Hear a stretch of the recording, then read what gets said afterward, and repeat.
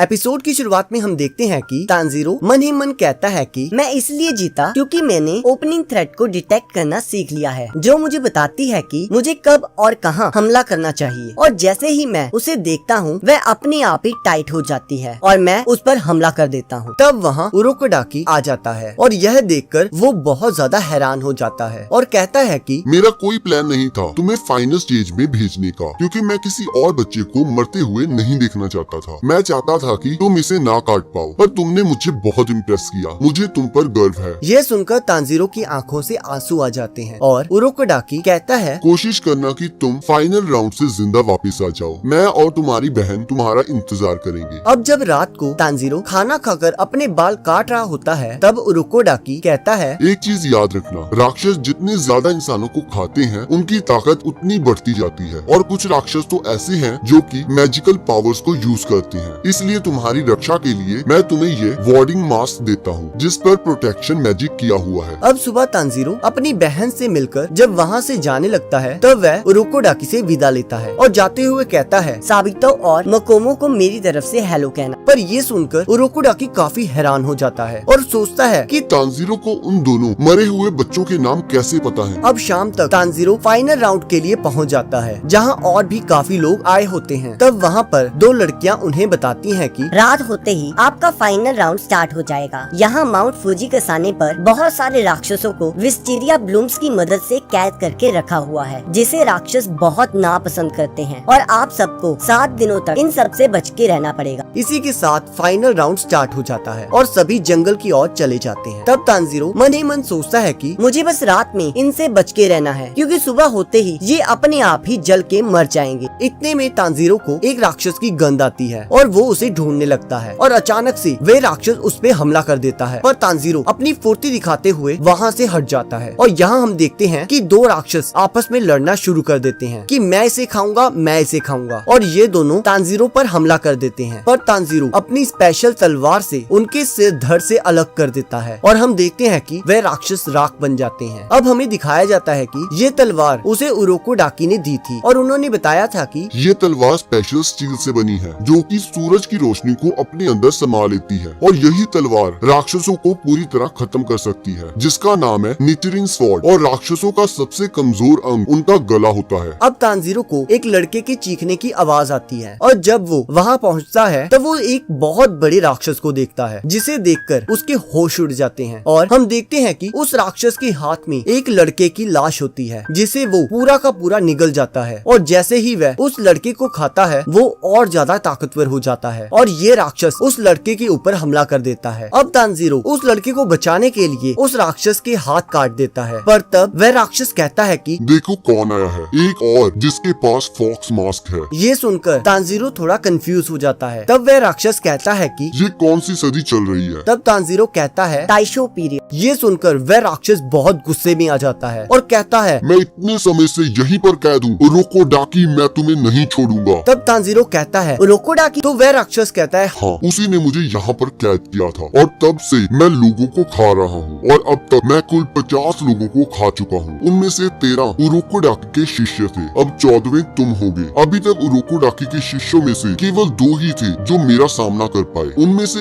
एक अजीब से रंग वाले बालों का लड़का था, जो कि उनमें से सबसे ताकतवर था, और दूसरी एक छोटी सी लड़की जिसने फ्लावरी किमोनो पहना था। वो ज्यादा ताकतवर तो नहीं थी, पर काफी तेज थी। ये सुनकर तानजीरो चौंक जाता है और सोचता है कि क्या वे मर चुके हैं? तब वह राक्षस कहता है तुम्हारा ये फॉक्स मास्क बिल्कुल वैसा ही है जैसा उरोकोडाकी के बाकी शिष्यों के पास था। कभी कभी ऐसा लगता है उरोकोडाकी मुझे खुद बताता है कि मुझे किसे खाना है। मुझे आज भी याद है कि जब मैंने उस लड़की को ये सब बताया था तो वो बहुत दुखी हो गई थी, और मैंने उसके शरीर के एक एक अंग को उखाड़ दिया था। ये सुनकर तानजीरो बहुत गुस्से में आ जाता है और वह उस राक्षस पर हमला कर देता है, पर वह राक्षस उसे पंच मारकर दूर फेंक देता है और तानजीरो वहीं बेहोश हो जाता है और उसका मास्क भी टूट जाता है। बेहोशी की हालत में तानजीरो अपने छोटे भाई को देखता है और उसी समय उठ जाता है। राक्षस ये देखकर उस पर हमला कर देता है। तानजीरो अपनी तलवार से उसके हाथों को काटने लगता है, पर उसका कोई भी फायदा नहीं होता, क्योंकि जैसे ही वो उसके हाथों को काटता था वो उसी समय उगाते थे। तब वो राक्षस बताता है कि उस लड़के ने भी मेरे सिर को काटने की कोशिश की थी, पर वह असफल रहा और मैंने उसके सिर को कुचल दिया। अब ये सुनकर तानजीरो